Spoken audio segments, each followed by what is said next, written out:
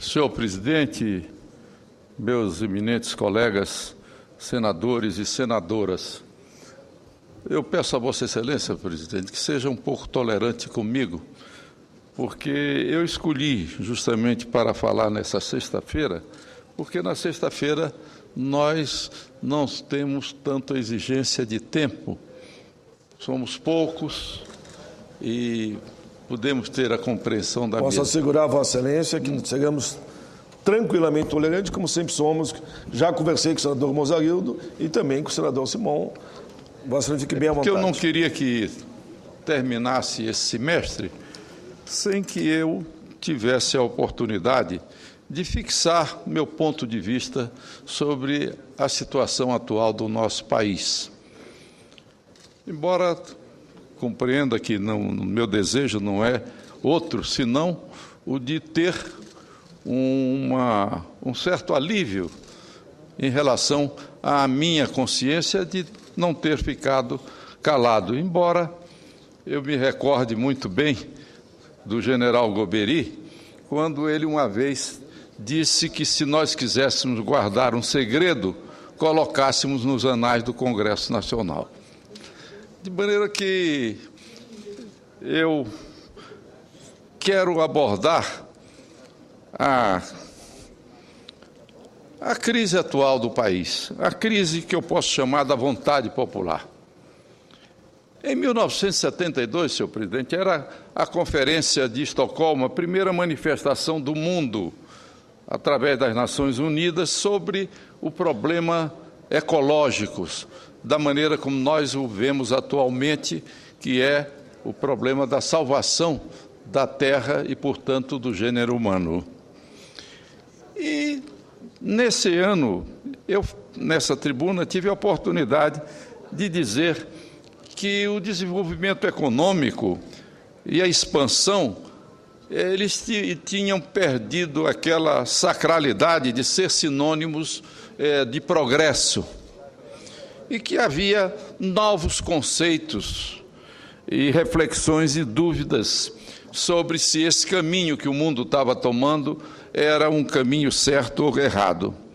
E eu me recordo que citei naquela época o ministro Oishi, que era ministro do Meio Ambiente do Japão. O Japão shintoísta, o shintoísmo quase que é uma religião que Deus é a própria natureza. E por isso os japoneses sempre cultivavam os belos jardins que tinham incorporados a figura do Criador, jardins milenares, as lagoas plácidas, aqueles jardins fantásticos que a gente vê no Japão que levam aí a serenidade. E esse ministro Oishi, ele bateu no peito e disse, em face também da existência hoje, conjuntamente com aqueles jardins, com aquelas montanhas de detritos plásticos, e ele então teve a oportunidade de fazer a seguinte reflexão: o povo japonês está a perguntar-se se a frenética busca do produto nacional bruto tem alguma coisa a ver com a felicidade humana. Ele se referia àquele fenômeno que o Galbraith, o John Kennedy Galbraith, esse grande economista da metade do século passado, que teve a oportunidade de passar aqui no Brasil, e tive com ele duas conversas inesquecíveis. E ele escreveu um grande livro, que é de referência de todos nós, que se chama The Affluent Society, a sociedade afluente, que sustentava que a sociedade industrial que nós criamos, ela é voltada para a acumulação de bens, mas ela deixa do lado os valores que o homem deve prezar. E com a sociedade atual de comunicação em tempo real, novas realidades surgem, de tal modo que a gente acha já que aquele filme célebre do Carlitos, que é Tempos Modernos, é quase que um retrato onírico da nossa realidade de hoje. As populações moveram-se para as cidades. aquilo que existia antigamente, que era quase toda a totalidade no campo, hoje é o contrário. A média da urbanização é cerca de 8% da população humana. Todas corre para as cidades. E dentro das cidades nós criamos problemas terríveis, que são todos nós somos testemunhas desses problemas que temos hoje nas grandes cidades. O primeiro deles, esse problema da mobilidade urbana que nós temos, do tráfego, por exemplo, que os carros não andam, enchemos as cidades de automóveis e hoje ninguém pode andar dentro das cidades. As pessoas vivem com um estresse e freneticamente quase que chegam em casa com um princípio de esquizofrenia tão grande, a irritação que eles têm no trânsito. E, paradoxalmente, a média dos trânsitos da mobilidade hoje nas cidades é 18 quilômetros. Exatamente o que tinham as carroças da Idade Média. Então, a história da humanidade ela é cheia desses paradoxos. O fenômeno vem dos transportes, desde os transportes coletivos totalmente abarrotados, até os transportes individuais. Por outro lado, nós também atingimos uma fase em que a maioria dos brasileiros ascendeu à classe média, né? E assim, nós estabelecemos um grande consumo. Suas preocupações, então, se dirigem hoje muito mais, como eu disse, para os bens materiais, perdendo o atrativo pelos valores morais e pelos valores culturais. Criou-se uma cultura do sucesso financeiro, que passa também a ser um componente irresistível do nosso cotidiano. Ainda o outro fator que assola as grandes cidades é a violência que nós presenciamos diariamente. O Brasil, senhor presidente, para tristeza nossa, é o primeiro país do mundo em números absolutos sobre homicídio. Temos 51 mil homicídios por ano, e nos últimos 30 anos foram mortos aqui no Brasil 1.090.000 pessoas. Isto é mais do que a soma de todas as guerras nesse período. Aqui nós não tivemos nenhuma guerra, mas tivemos também maior número de mortos do que nessas guerras que existiram no mundo localizadas nesse período. O segundo país do mundo em homicídios é a Índia, que tem 41 mil homicídios por ano. Mas esses números que eu estou dando são números absolutos. A Índia tem 1 bilhão e 100 milhões de habitantes e o Brasil tem 200 milhões de habitantes.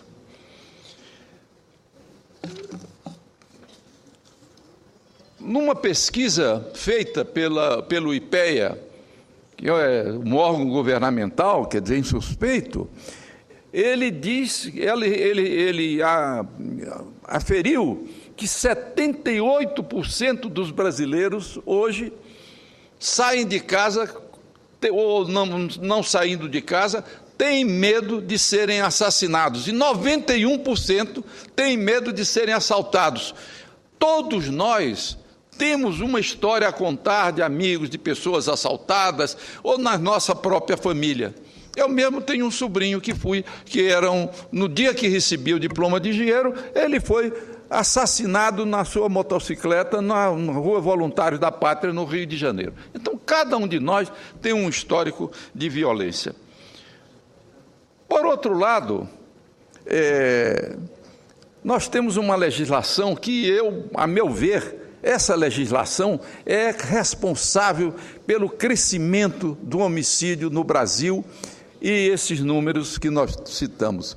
É o fato de sermos um dos poucos, ou talvez o único país do mundo em que um homem que mata outro, ele se defende solto. Isto cria dentro da sociedade um desprezo pela vida. sai é preso, vai à delegacia, em seguida ele sai com a cara mais tranquila do mundo, depois de ter assassinado uma pessoa, deixando uma vítima, os parentes ali olhando, a sociedade brasileira olhando, da mesma maneira como se tivesse feito um crime, um pequeno crime comum. Quer dizer, a vida no Brasil deixou de ser um bem, que é o maior bem que todo homem tem, todos nós que temos a graça da vida, ele passou a ser uma coisa do cotidiano. Matar passou a ser uma coisa banal nesse país. Isso, sem dúvida, também, eu acho que nas grandes cidades, nesses movimentos que nós tivemos, dois componentes da alma das pessoas estavam presentes. Quer dizer, primeiro, estresse permanente do tráfego, e segundo, a da violência, que também permeia a vida das grandes cidades. Por outro lado, quando acontece um momento de absoluta intranquilidade no país e que se vê esses movimentos todos, nós vivemos um bom momento, sob o ponto de vista macro e microeconômico. O país vive a euforia, por exemplo, das duas grandes Copas, a Copa das Confederações, que nós fomos campeões, a Copa do Mundo de 2014, as Olimpíadas que vêm aí na frente, a Jornada da Juventude Mundial, com a visita do Papa, que pela primeira vez o novo Papa visita um outro país. Quer dizer, isto tudo dá um sentido de que a sociedade vive um bom momento, quer dizer. E as pesquisas trazem as respostas sobre a qualidade de vida. Primeiro, eles perguntam, toda pesquisa que a gente pega, o Brasil é um bom lugar para viver? Resposta, bom e ótimo, 76%. Regular, 18%. Ruim e péssimo, 5%. Quer dizer, a população responde que está feliz com o país, vivendo com o país nesse ponto de vista. Então, a pergunta é nossa, por que, então, essa grande insatisfação que explode no momento atual? Esse pano de fundo de um fenômeno que eu acho que, de repente, para todos nós, ele surgiu sem uma causa justificada. Até hoje ninguém explicou qual era a causa profunda. Ninguém pode prever subitamente essa surpresa que tomou de uma atônita perplexidade todos nós no Brasil com esses acontecimentos. Foi o aumento de 20 centavos na passagem de ônibus na cidade de São Paulo que provocou essa explosão no país inteiro, sem mobilização, sem organização, e reuniu milhões de pessoas. Não se vê nessas manifestações nenhuma reivindicação institucional. Não se vê um cartaz pedindo liberdade, nem direito de reunião ou de associação, nem melhores salários, nem condições de trabalho, porque o Brasil está à beira do pleno emprego. O que então se reivindica? A diminuição de 20 centavos, o fim da corrupção, educação, saúde, e cada manifestante prepara o seu cartaz toscamente na hora. E, para mim, um deles dizia tudo. Quer dizer, neste cartaz não cabem todas as minhas reivindicações. Estas são tão diversas e fragmentadas que é impossível que a gente possa sintetizá-las. Já disse aqui, e também algumas vezes, que a história não se faz sem crises. Ela é construída de uma longa sedimentação da vida, e o destino das nações se faz em grande parte pelo processo político. A história de um país é a soma de todas as histórias que fazem a sua sociedade em determinados tempos. Elas se somam e são sempre uma obra do tempo. Testemunha de muitos dos movimentos decisivos de nossa história, eu talvez tenha uma certa visão de analisar as raízes e as consequências de nossas crises. A crise que vivemos, eu acho que tem componentes novos.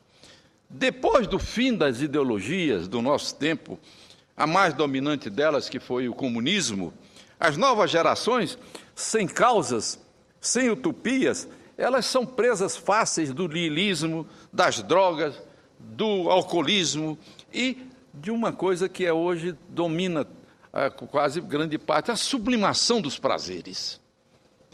Mas a maior parte dela dirige suas energias e vitalidades contra as mazelas da humanidade. É aquele sentimento de todos nós que fomos moços, sabemos que o primeiro desejo nosso é melhorar a sorte da humanidade, das pessoas. É o gesto altruístico, de grandeza, de idealismo que movimenta os moços.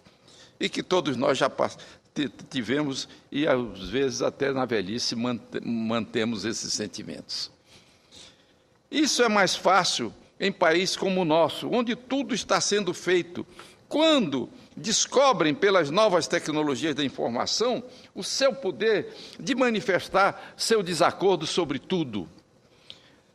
Reclamam que não participam das decisões de governo, mas têm a força de influenciar sem limites com a capacidade que a internet deu de falar, discutir, inflamar, e através da rede, cada indivíduo é um fenômeno atual. Ele se transforma num ser coletivo. Ele passa a falar em nome de uma coletividade, embora seja um ser individual que está falando. Ela atinge, por outro lado, as instituições democráticas, há muito vítimas de representatividade. Quando a tecnologia de informação em tempo real gera um desgaste da vontade eleitoral que tem que competir com as cobranças da mídia e o senso de urgência das soluções que não são compatíveis com o que podem fazer os poderes da República. Se espera do Executivo que faça obras em tempo recorde, quando as rotinas de licenciamento, as intervenções de órgãos reguladores as prolonga por anos, do Legislativo que com leis mudem do dia para a noite a natureza das coisas, sem lembrar que as leis levam tempo para fazer efeito. Do Judiciário, que condene, prenda, ignorando os ritos da prestação jurídica ou daquela do arcabouço jurídico que protegeu os direitos humanos. As crises de qualquer natureza, elas podem ser construtivas ou podem ser destruidoras. Vi muitas crises neste país. A atual revela uma grande transformação da sociedade. Hoje, em novo tempo, que é o tempo da comunicação, seu primeiro agente é um novo interlocutor da sociedade democrática, é a opinião pública, mobilizada, atenta, engajada, apaixonada e instantânea. A imprensa, especialmente a televisão, acostumadas a serem os porta-vozes da crise, agora acompanham a crise.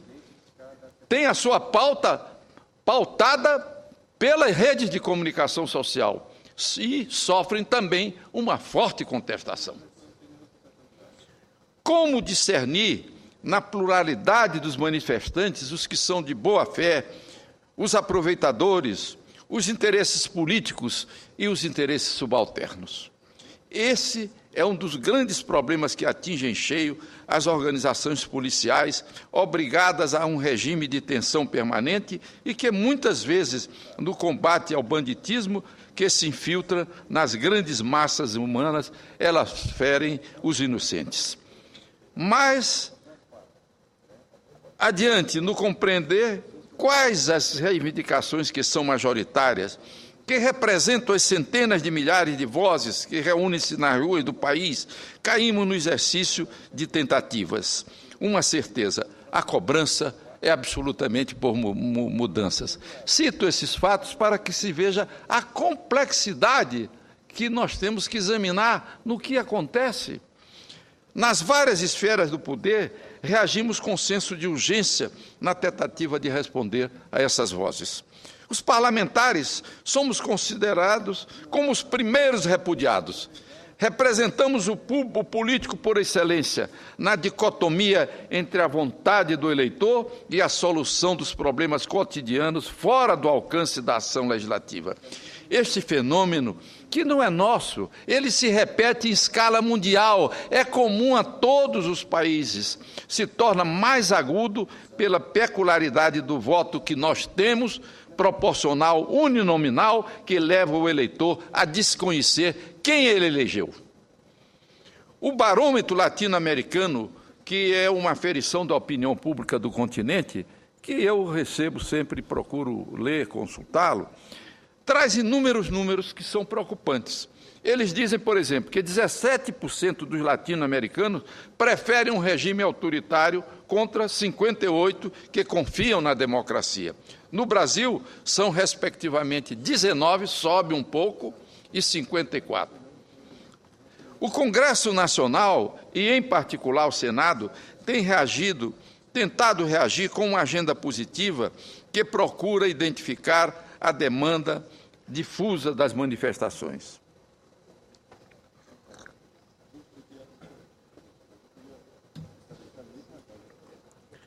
Precisamos, ao mesmo tempo, ficar atentos para não tomar necessariamente essas demandas como uma expressão de todos os segmentos da sociedade, nem deixar de decidir sobre assuntos mais complexos que escapam ao grito das ruas. Repito que sem Congresso forte, não há democracia forte. E uma democracia frágil é um prenúncio de decomposição. Sem ela, perde-se a liberdade e surgem as fórmulas salvadoras. Ninguém pense que elas já estão fora das nossas hipóteses de perigo. No mundo atual, há outras fórmulas de desestabilização que não as intervenções militares tão sofridas ao longo da nossa história. O terrorismo, a divisão social. Não podemos deixar de estar atentos a esses aspectos. Há tempos tenho falado na necessidade de se restaurar o prestígio do Legislativo, grande tarefa a cumprir, que é de todos nós. A presidente Dilma, com sua experiência administrativa, sendo uma mulher que é, como todos nós sabemos, uma sacerdotisa do serviço público, tem conduzido o país com grande autoridade, sabendo impor uma postura de seriedade, de austeridade, de responsabilidade que distingue o seu governo.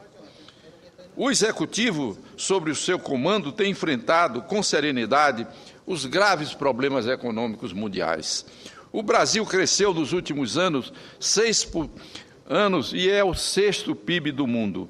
Em 10 anos, o salário mínimo cresceu de 330, o crédito se expandiu de 22% para 54% do PIB e, com o aumento da nova classe média, em 42 milhões de pessoas, explodiu o consumo. No setor externo, nossas reservas cambiais são de 378 bilhões de dólares. E o Brasil é o destino, o quarto destino de inversões de capitais. Só ano passado nós tivemos a entrada no Brasil de 65 bilhões de dólares de investidores de fora. Todos sabemos que a economia global ainda não se recuperou dos graves problemas que começaram em 2008. Enquanto a Europa sofre com mais de 26 milhões de desempregados, nós vivemos uma situação que o IPEA considera praticamente de que estamos à beira do pleno emprego. Daí a preferência, o aspecto social é particularmente importante entre nós.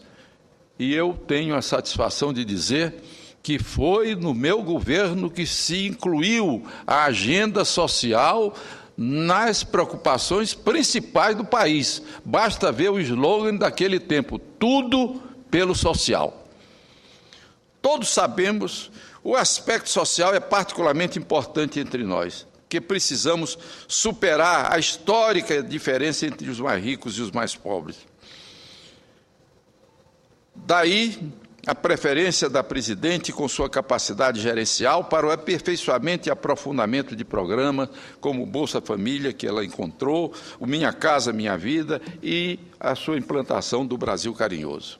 A presidente tomou a frente da reação às manifestações populares, propondo várias medidas de impacto, o plebiscito, inclusive apelando ao Congresso para realizarmos uma reforma política com urgência, corretamente identificando no nosso sistema representativo um dos principais elementos da crise. Creio que é nossa obrigação procurar encontrar uma resposta consistente a essa proposta.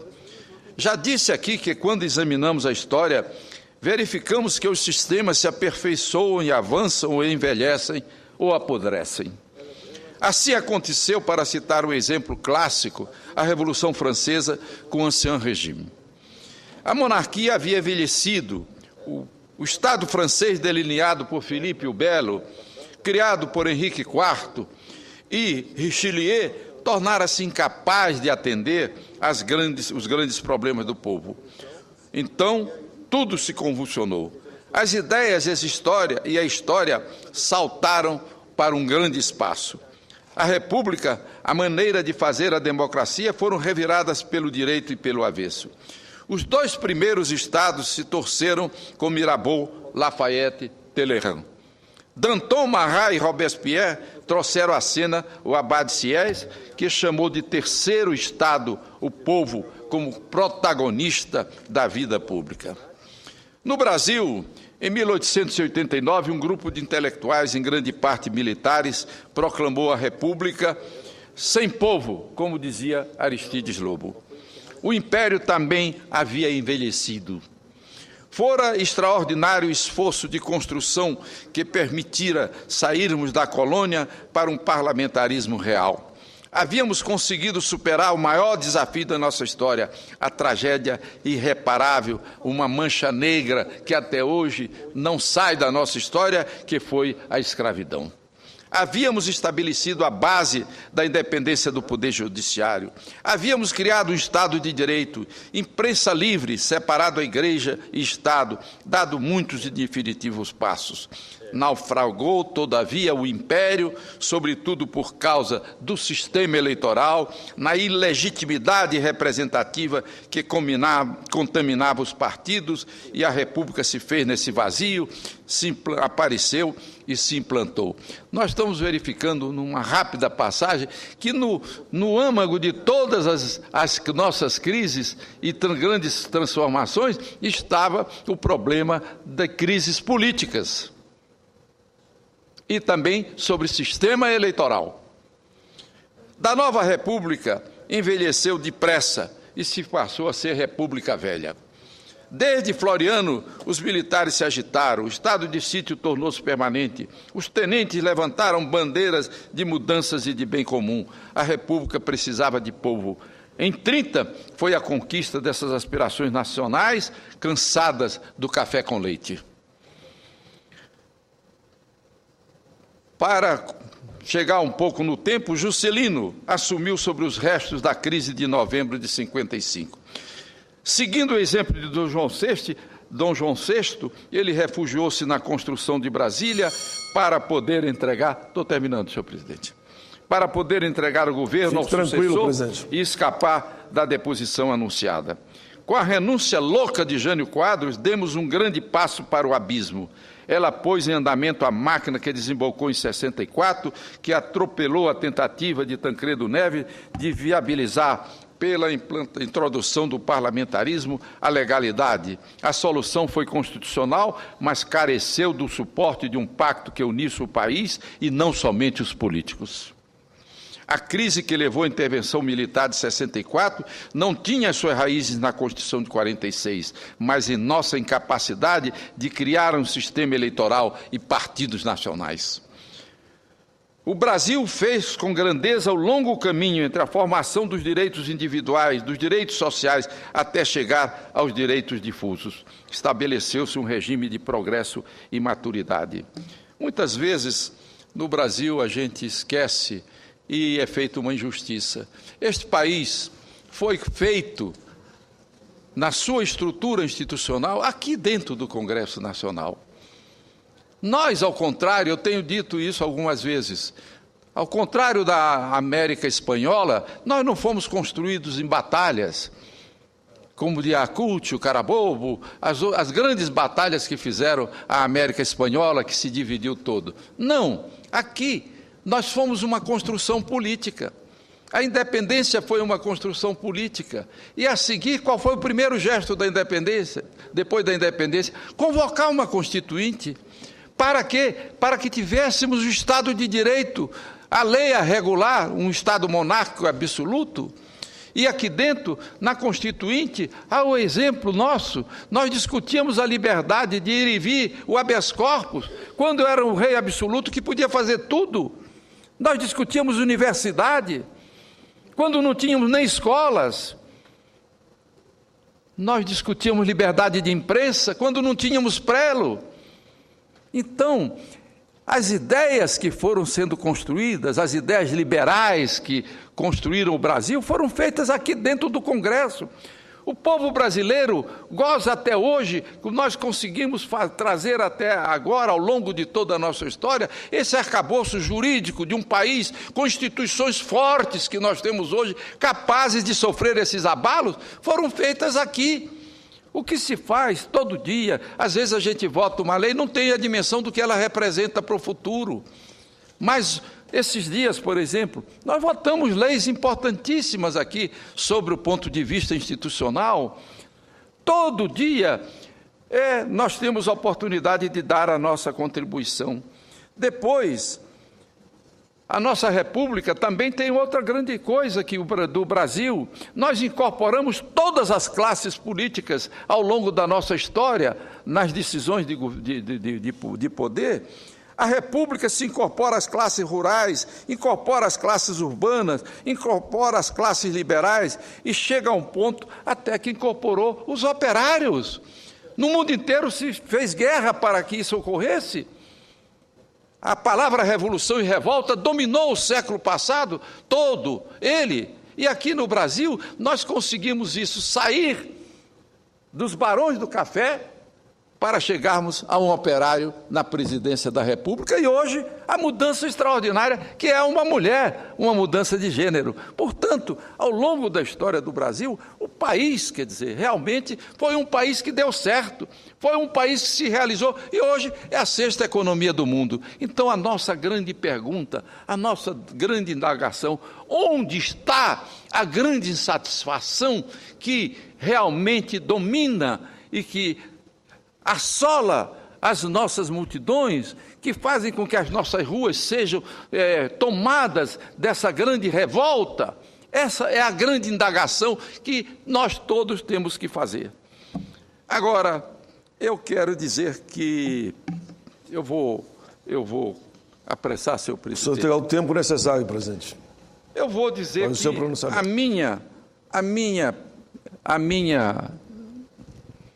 a minha conclusão, senhor presidente, é que realmente o problema não é só nosso.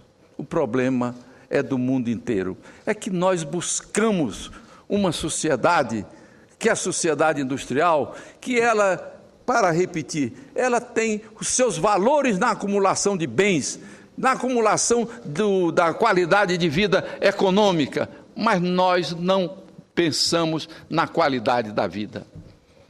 E aí se sofre uma grande dicotomia, quer dizer, nós criamos grandes felicidades, o homem chega em casa, encontra geladeira, encontra rádio, encontra televisão, encontra todos os outros equipamentos que tem, mas ele chega cansado, estressado de um trânsito que não lhe permite, que lhe tira o maior bem que ele tem, que é uma parte da sua vida, 3 horas diárias para ir e para voltar. Então, é evidentemente que essa qualidade de vida é aquela que o ministro do Japão indagava e que eu citava aqui há tantos anos. Quer dizer, até onde a busca pelo aumento do PIB tem a ver com a felicidade da condição humana. Então, nós criamos a mais infeliz das felicidades.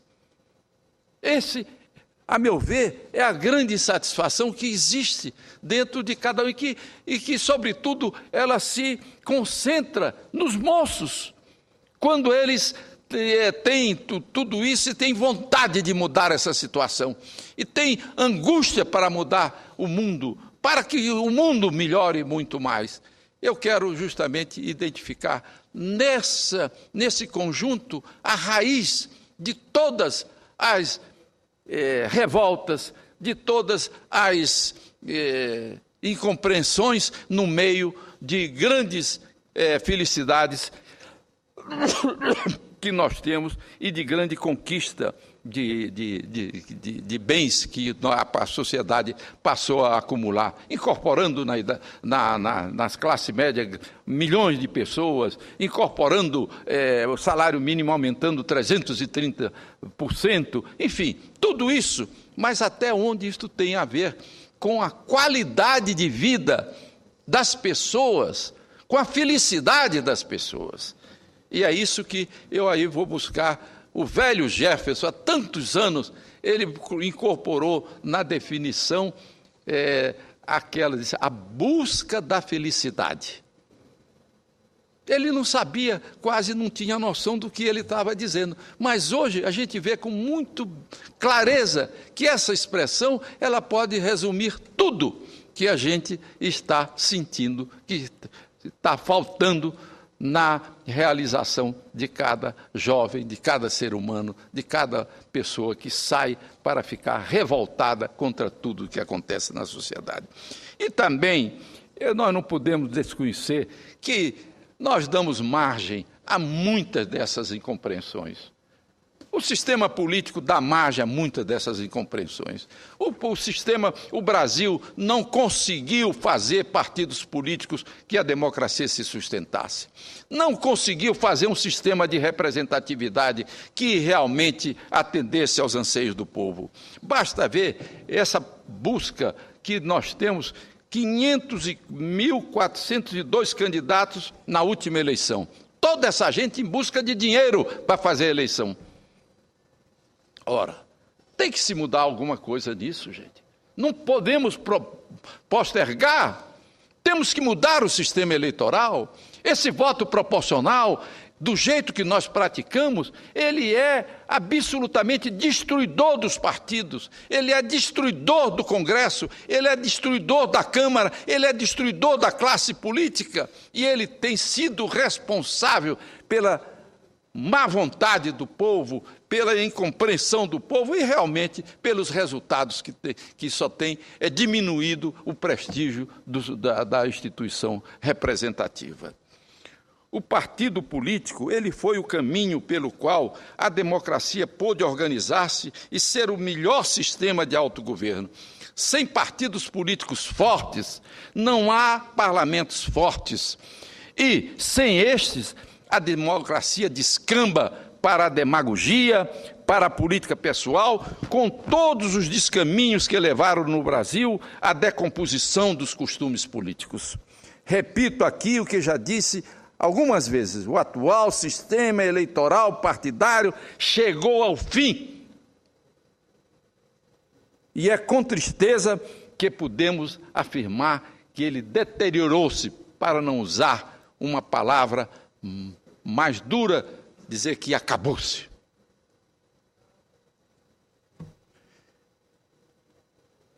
Pedi que na eleição passada acabássemos com o voto pessoal. A ele devemos, eu repito mais uma vez, o atraso político do Brasil e a ausência na formação da renovação de lideranças. Eu acho que o melhor sistema seria o sistema do voto distrital misto. O Afonso Arinos, em apoio ao que eu estou dizendo, ele escreveu no seu livro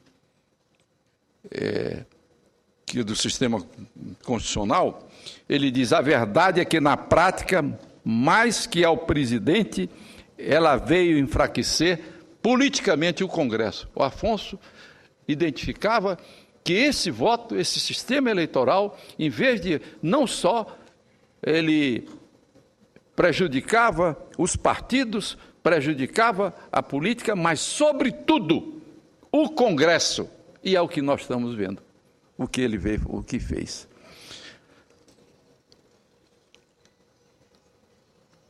O nosso Congresso tem uma longa tradição de crescer nos momentos de crise. E ao longo da minha vida, eu sou testemunha desse fato. Algumas das crises graves que nós tivemos, a morte do presidente Vargas, a renúncia do Jânio, essas crises, o impeachment do presidente Collor, elas foram momentos em que o Congresso teve a oportunidade de fazer uma certa reflexão e de poder, de certo modo, retomar rumos. E é isso que nós precisamos fazer. Nós precisamos compreender que nestes momentos de crise é necessário que se derrubem as barreiras de separação de partidos políticos, que se derrube as barreiras de separação que podem dividir ou separar os homens e os políticos, mas que se unam em torno do país, do interesse nacional, porque a política tem um terreno comum de todos nós, onde não participa nenhuma restrição ou ideológica, ou política, ou partidária, que é o terreno do interesse público do país. Portanto, é hora dessa unidade, é a hora dessa união, porque ao contrário de outros países também da América Latina, e não vou citar o nome desses países, porque, sem dúvida alguma, eu não quero nominar países para criar problemas, mas dizer que muitas vezes, quando há crises, eles se dividem mais ainda e querem acabar com o país, como nós temos visto em alguns países. No Brasil, não.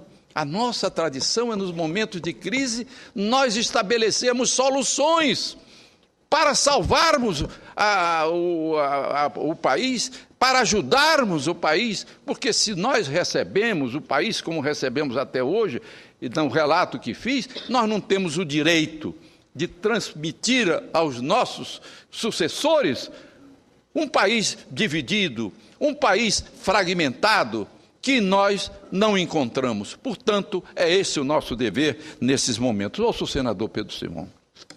Em primeiro lugar, meus cumprimentos pelo importante e profundo pronunciamento feito por Vossa Excelência.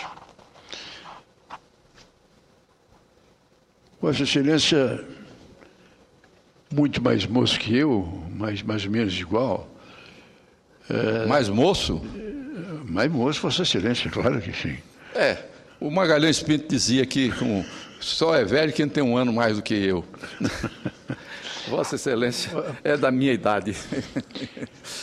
Vossa Excelência está fazendo um pronunciamento que está me encantando, porque Vossa Excelência e eu já pedi a taquigrafia, que eu quero uma cópia do seu pronunciamento, porque ele é muito profundo. Vossa Excelência faz um pronunciamento de que é uma grande plataforma. Eu vejo que nós temos aqui, no mínimo, um colega que vai voltar daqui 2 anos, novamente senador. E acho ótimo isso. A Vossa Presidência está mostrando uma capacidade e uma análise. Eu digo o seguinte, eu tenho falado muitas vezes, não com o brilhantismo, mas no tom de Vossa Excelência. A gente tinha que reunir algumas pessoas. Veja que Vossa Excelência diz tantas coisas que são óbvias, que são claras, que não dependem da ideologia, nem disso, nem daquilo, mas são o que tem que ser.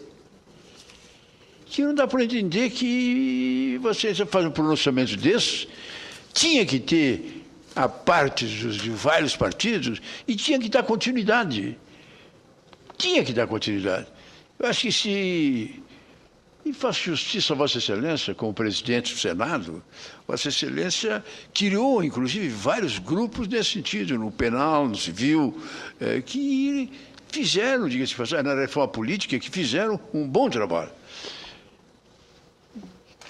Esse pronunciamento de Vossa Excelência, ele não podia ser feito numa hora mais feliz, porque justiça seja feita, nós que temos tantos erros, vamos reconhecer que esses 20 dias o Senado está tendo uma situação de primeira grandeza.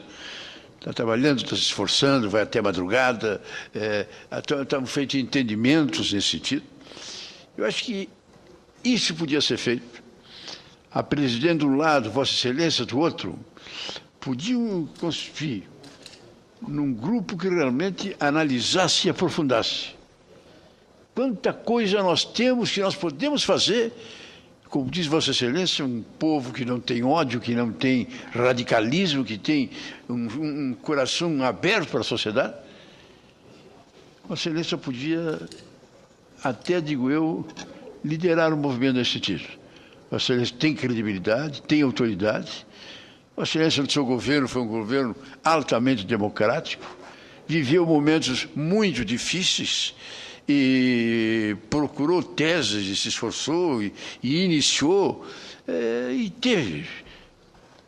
Cá entre nós, Vossa Excelência assumir a presidência da República e pegar um Brasil sem saber para onde vai e onde não vai, e ter a coragem de sair da convocar a Constituinte. A informação que eu tinha é que o doutor Tancredo, Sarney, ia deixar a Constituinte para o final do governo dele. Ele, Constituinte e regularização, oficialização dos partidos comunistas, eram teses que primeiro ele ia colocar a casa em dia para depois entrar. Vossa Excelência não, Vossa Excelência de saída foi. E fez da melhor maneira.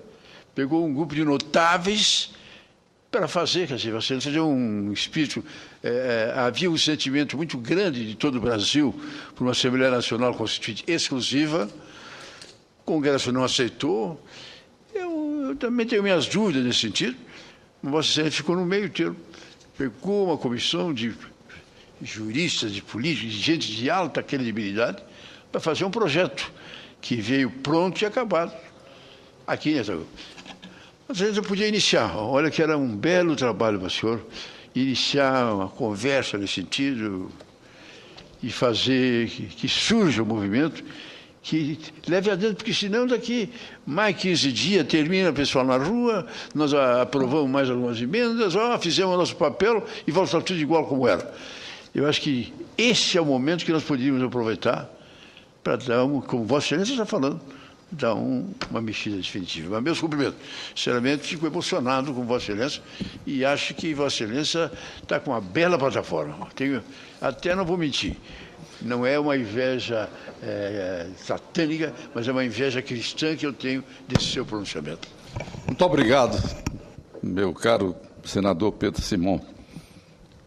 Vossa Excelência me honra muito com o seu aparte e quando Vossa Excelência diz que nós devíamos aqui ter muitos para discutir, para comentar, eu, como Vossa Excelência, escolhi justamente a sexta-feira, porque nós tínhamos que falar muito mais as cadeiras do que as pessoas.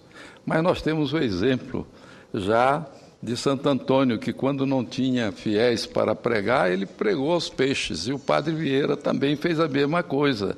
Ele resolveu pregar aos peixes. São Francisco também resolveu pregar aos pássaros. Então, nós aqui estamos pregando também, numa sexta-feira, procurando fixar, como eu disse, nós que já estamos, eu não gosto dessa palavra terceira idade, acho horrível. Eu prefiro dizer, nós que estamos velhos, que já assistimos tantas coisas, mas que mantivemos, com a graça de Deus, a chama e o espírito de procurar não também se conformar com as coisas que não sejam certas e ter um profundo idealismo dentro de todos nós. Só ele justifica a nossa vida pública e só ele justifica a nossa capacidade de, ainda na nossa idade, nos entusiasmarmos. Eu quero nos entusiasmar. Senhor presidente... Já começa a ficar cansado, a idade já começa a pesar. E já que Vossa Excelência falou em Tancredo, eu quero lembrar o que o Tancredo dizia e que se aplica ao momento atual. O Tancredo dizia, conciliemos em tudo, a conciliação é a melhor coisa. Eu só não concilio nos princípios, mas nós encontramos sempre o caminho da conciliação como o melhor caminho. e ele era um grande admirador de Honório Ernesto Carneiro Leão, o Marquês do Paraná, que presidiu o Gabinete da Conciliação. Então, eu acho que, nessas horas, a união é tudo, principalmente aqui dentro do Congresso, onde, no meio desta casa, no vazio desse espaço, tenha o peso da história, de tantos anos desse Senado. E o peso da história nos obriga a sentir que todas as nossas posições partidárias, todos nós passamos, mas o país, ele continua. E para ele ter continuidade, é preciso que a gente deixe que as ideias, as boas ideias, elas sempre estejam à disposição para mudar. Ouço com grande satisfação a senadora Ana Amélia. Senador e presidente José Sarney, usando a sua sabedoria, a sua experiência, a sua habilidade política, a sua intelectualidade, a sua academia de escritor e de político, iluminou a virada do século XX para o século XXI, mostrando um cenário de revoluções contínuas do comportamento político e humano. E nesta virada do século, a queda das ideologias, e no final do século XX, nós vemos uma guerra declarada à globalização, que era a busca da justiça, a busca de uma convivência mais solidária e mais social. As redes sociais, lá em 99, na conferência da OMC em Seattle, ainda não tinham a força que tem hoje. De lá para cá, esta globalização, por incrível que pareça, se converteu num outro instrumento, que é o empoderamento do indivíduo e do cidadão. Esse empoderamento referido com muita precisão por Vossa Excelência em seu pronunciamento, falando sobre as redes sociais. E o que as pessoas fazem na rede social? Elas externam os seus desejos, as suas frustrações e a sua vontade de ser protagonista no processo político brasileiro. É também mundial. Então, eu queria cumprimentá-lo pela sua manifestação nesta manhã, com esta visão geral das nossas responsabilidades, cada vez mais acentuadas quando a rua nos clama para termos nós aqui o protagonismo que a rua espera de nós. Então, eu queria também registrar, veja só, presidente Sarney, que a rede social deu tanto poder que ela mudou o sistema, ela criou a Primavera Árabe no Oriente Médio. Estamos vendo o que está acontecendo no Egito. 2 jovens, nascidos da tecnologia digital, viraram o mundo de perna para o ar. O menino que está asilado na Embaixada do Equador, em Londres, Julian Assange, do Wikileaks, que mostrou verdades inconvenientes, e o Edward Snowden, que está aguardando, seguramente hoje, de países latino-americanos, um asilo, depois de ter mostrado a espionagem ou o que está se fazendo hoje, que talvez não esteja mais voltado à defesa das nações, mas o interesse comercial. Então, a rede social empoderou brasileiros e cidadãos do mundo inteiro a terem protagonismo nas chamadas micro-revoluções, para dizer que não suporta mais andar 4 horas de ônibus para chegar ao trabalho e pagar tão caro. Não foram os 20 centavos que mobilizaram os jovens, foi o desejo de ser feliz. E o empoderamento dessa rede que a tecnologia veio para dar ao cidadão. Este foi o lado bom. E quanto mais nós aqui, como Vossa Excelência alertou, estivermos atentos a essas manifestações, melhor estaremos correspondendo aos anseios. Por isso também poderíamos ter, Vossa Excelência ressalta a necessidade do fortalecimento dos partidos políticos. Os partidos frustraram a sociedade e por isso a insatisfação. Então nós temos que rever essas referências, talvez quebrar alguns paradigmas e atuando para que a sociedade olhe o parlamento com outros olhos. Mas, como disse Vossa Excelência, o mundo inteiro, os parlamentos do mundo inteiro são vistos com essa visão crítica. Uma visão crítica que não é usada para avaliar o executivo ou o judiciário. Nós somos mais vulneráveis. E, por isso mesmo, temos que ter um cuidado maior, uma atenção maior com a visão que Vossa Excelência acaba de nos mostrar. Queria lhe agradecer pela aula que deu de política e na qual eu aprendi muito. Muito obrigada pelo seu pronunciamento. Eu aqui agradeço profundamente a parte de Vossa Excelência que enriquece o meu discurso. Tive a oportunidade de dizer que São Francisco falava aos pássaros e que eu estava falando aqui também as cadeiras vazias, mas estou aqui encontrando dois belos pássaros que enriqueceram o meu discurso, o senador Pedro Simon e Vossa Excelência com seu brilhante a parte e profundo e atualizado. Eu acho que realmente nós entramos numa nova era no mundo, na era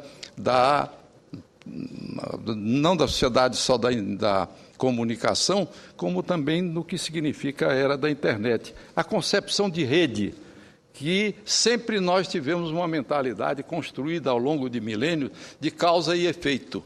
No caso da internet, nós não temos a causa, porque não há um centro gerador. Cada um que se agrega é o conceito de rede, ele vai ampliando a parte da rede. E até recentemente eu li um livro que se chama O que a internet fará com nossas mentes? É de um escritor espanhol que ele desenvolve uma tese sobre isso. E fala sobre como nós sofremos na humanidade a mudança de mentalidade através de fatos importantes. Quando descobriram, por exemplo, a escrita, eu me recordo que tem no diálogo dos diálogos de Platão, tem uma parte em que o rei Totem do Egito, ele diz o seguinte, diz: o que será agora de nossas memórias?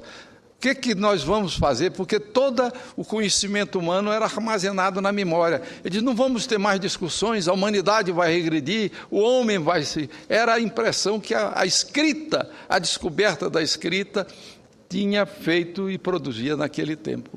Depois, com a descoberta o avanço, a descoberta do livro, a capacidade de multiplicar conhecimentos e distribuir. E agora nós estamos também com uma outra descoberta, que é a descoberta da internet, cuja linguagem é outra. Já se pensa na morte do livro e já se diz, não é o livro que vai acabar. Eu, pelo menos, acho que o livro jamais acabará. Mas é a mente capaz de ler um livro. Por quê? Porque ela hoje ela chega, já não precisa ler um livro todo, pega e vai no Google e procura simplificar as coisas e encontra logo respostas e conhecimentos mais rápidos, que também são muito superficiais. E nós vamos achar que eles não têm já a impressão que a qualidade de obter aquilo que nossa geração foi capaz de acumular através dos livros. E, sobretudo, você citou um fato que realmente também tem mudado o mundo, que é a globalização. Ficamos num mundo só. O Fujiyama até dizia que com o fim das ideologias e com essas aproximações todas, nós chegamos ao fim da história, mas estamos reconhecendo que é um exagero. A história continua e vai continuar. Muito obrigado a Vossa Excelência. Eu desejo, então, terminar dizendo que nós não podemos confrontar na classe política, nem transferir ao povo esse enfrentamento. E terminar essas palavras dizendo que o senador Pedro Simon diz que nós já estamos velhos. Nós estamos novos, senador Pedro Simon, porque somos ainda de dizer que nós temos esperança e jamais deixaremos de ter, e acreditamos no nosso país e que vai encontrar o seu leito normal e vai cada vez mais se afirmar no mundo inteiro como um grande povo, uma grande nação, um grande país. Muito obrigado. Os cumprimentos, senador José